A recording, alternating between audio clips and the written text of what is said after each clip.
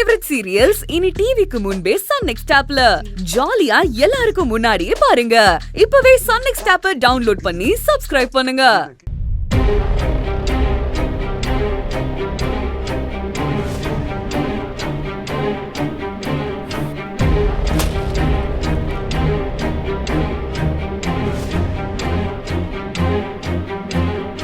அர்ஜுன், எதுவும் பேசாத.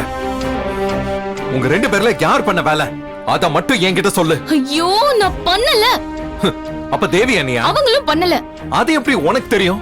ஒருவேளை அபி மாமா கூட பண்ணிருக்கலாம், இல்ல உங்க அம்மா பண்ணிருக்கலாம், இல்ல சுபத்ரா சித்தி கூட பண்ணிருக்கலாம். ஏய், வாட் நான்சென்ஸ். அவங்க யாரும் பண்ணல. அது எப்படி உனக்கு தெரியும்? ஒரு நம்பிக்கையில சொல்றேன், அவ்வளவுதானே. அதே நம்பிக்கையில தான் நானும் சொல்றேன். தேவி அக்கா இத பண்ணல. ஏய், நீ புத்திசாலியா இருக்கலாம் Sathya, but don't try to act over smart. தேவி தான் இத பண்ணாங்கன்னு நாங்க எல்லாரும் நினைக்கும் போது அவங்க இத பண்ணலன்னு அப்படியே நெருப்புல விழுந்த புழு மாதிரியே துடிக்கிறீங்க. நான் இப்ப சொல்றேன், தேவி அண்ணி இத பண்ணல. ஆனா தேவி அண்ணிக்கு ஹெல்ப் பண்றதா நினைச்சு நீ தான் இத பண்ணிருக்க. இப்ப நீ ரொம்ப தெரிஞ்சவ மாதிரி ஓவர் ஸ்மார்ட்டா பண்றியா? இதுதான் நீ உண்மையை கண்டுபிடிக்கிற லட்சணமா? ஒரு நிரபராதி மேல இப்படி பழி போடுறது நியாயமா? நீ மட்டும் ஒரு டிடெக்டிவா இருந்தன்னு வை, ஊர்ல இருக்கிற எல்லா நிரபராதியையும் இந்நேரம் ஜெயில போட்டிருப்ப.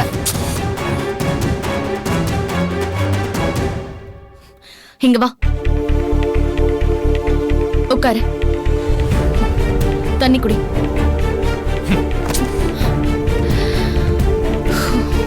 அர்ஜுன் ப்ளீஸ், நான் சொல்றத கொஞ்சம் கோவப்படாம கேளு அர்ஜுன்.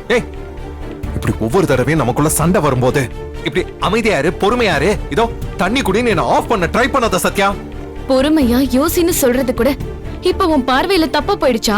ஏய், நான் தான் அந்த போட்டோவை பத்திரிக்கைக்கு கொடுத்தேன்னு மத்தவங்க சொல்ற குற்றச்சாட்டை கூட என்னால ஏத்துக்க முடியுது அர்ஜுன். ஆனா அவங்களோட சேர்ந்து நீயும் அப்படி நினைக்கிறேங்கிறது தான் என்னால கற்பனை கூட பண்ணி பார்க்க முடியல. அது போகட்டும், நீ ஒவ்வொரு தடவையும் தேவி அன்னைக்கு பறிஞ்சு பேசுறது கடைசியில எங்க அம்மாவுக்கு எதிராக தான் வந்து முடியுது. அர்ஜுன் ப்ளீஸ் புரிஞ்சுக்கோ, நான் இத பண்ணல. ஒருவேளை உங்க அப்பா? அர்ஜுன், அவரையே இதுல எல்லாம் இழுக்கிற? உனக்கு என்ன பைத்தியமா? காரணம் இருக்கு. அவர் இப்பெல்லாம் நம்ம குடும்ப விஷயத்துல ரொம்ப ஓவரா இன்டர்ஃபியர் பண்றாரு.